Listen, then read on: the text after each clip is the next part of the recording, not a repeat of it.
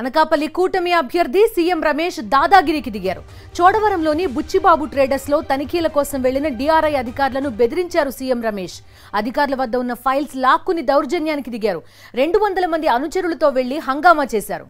DRI అధికారులు వద్ద files లాక్కుని బెదిరించారు సీఎం రమేష్.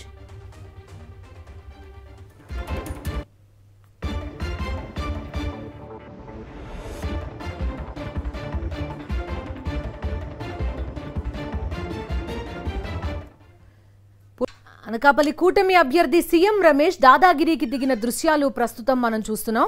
చోడవరంలో జరిగింది. బుచ్చిబాబు ట్రేడర్స్ లో తనిఖీల కోసం వెళ్లారు డీఆర్ఐ అధికారులు. వారిని బెదిరించారు సీఎం రమేష్. అధికారుల వద్ద దగ్గరున్న ఫైల్స్ లాక్కుని దౌర్జన్యానికి దిగారు.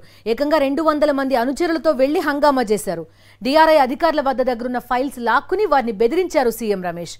స్వామినాయుడు మనతో ఫోన్ లో మాట్లాడుతున్నారు. స్వామినాయుడు, కూటమి తరఫున అనకాపల్లి ఎంపీ అభ్యర్థి సీఎం రమేష్ అధికారుల మీద తన రౌడీజాన్ని ప్రదర్శించారు. చోడవరం నియోజకవర్గంలో బుచ్చిబాబు ట్రేడర్స్ మీద అధికారులకు కొన్ని ఫిర్యాదులు అందాయి. ఆయన జిఎస్టీ కట్టకుండా సరైన ఇన్వాయిస్ లేకుండా దొంగ వ్యాపారం చేస్తున్నారనే కంప్లైంట్ మీద అధికారులు వెళ్లి తనిఖీలు చేయడం జరిగింది. ఈ నేపథ్యంలో ఆయన తెలుగుదేశం పార్టీకి అనుకూలంగా వ్యవహరిస్తున్నారు. అయితే ఈ తనిఖీలు జరుగుతున్న సమయంలోనే బుచ్చిబాబు ట్రేడర్స్ చెందిన వారు సీఎం రమేష్ అలాగే స్థానికంగా ఉన్న తెలుగుదేశం పార్టీ ఎమ్మెల్యే అభ్యర్థి కేఎస్ఎన్ రాజుకు ఫోన్ చేయడంతో వారు అనుచరులతో అక్కడికి వచ్చి నానా హంగామా చేశారు. తనిఖీలు చేయడానికి కుదురుడు ఎందుకు తనిఖీలు చేస్తున్నారంటూ కూడా వారితో వాగ్వాదానికి దిగడం జరిగింది. అయితే అధికారులు మాత్రము నిబంధనల ప్రకారమే ఇద్దరు అధికారుల పర్యవేక్షణలోని తనిఖీ నిర్వహిస్తున్నామని కూడా చెప్పడం జరిగింది. అయినప్పటికీ కూడా సీఎం రమేష్ ఏమాత్రం కూడా పట్టించుకోకుండా అధికారుల చేతిలో ఉన్న పేపర్లను తీసుకొని వారితో దుస్థితిగా ప్రవర్తించడం జరిగింది.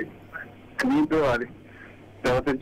అయితే సీఎం రమేష్ అక్కడికి వచ్చి అడ్డుకోవడమే కాకుండా అధికారుల విధులకు కూడా ఆటంకపరిచే విధంగా వ్యవహరించారు. దీని మీద సీఎం రమేష్ ఇప్పుడు ఎంపీగా గెలవకముందు ఇటువంటి దౌర్జన్యాలకు పాల్పడితే గెలిచిన తర్వాత ఏ విధంగా ఉంటుందనే అభిప్రాయం అయితే అనకాపల్లి నుంచి వస్తున్నట్టుంది.